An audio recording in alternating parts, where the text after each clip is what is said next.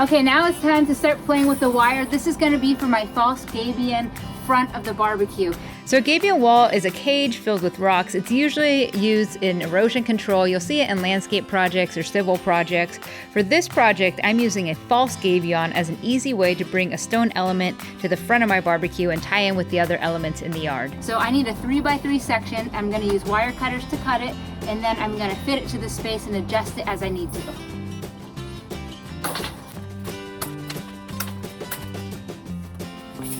Now I'm going to use this 2x2 to curl up the edges. So I'm going to meet it at this one right here and just bend it to shape. So this is going to be the face of my gabion, and I'm going to secure this in place with some furring strips like so.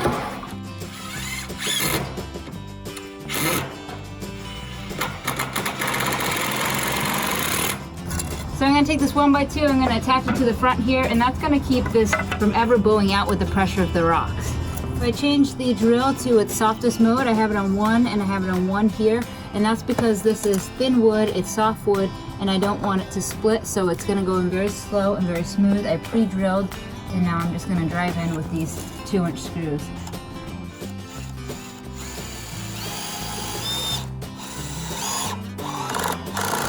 So you can see the false gabion is coming together. I have my wire, I have my 4x4 that's attached to my 1x2 furring strips that snug it in, and now I'm just dropping in the stones one by one and trying to organize them in a way that they won't pop through.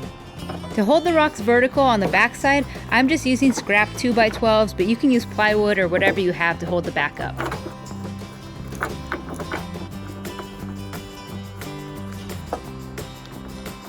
I could see this false gabion application working in a number of different projects, so if you have any creative ideas, let me know in the comments below. Who knows, maybe I'll build it. And also, if you could please subscribe to my channel to support it, that would be awesome.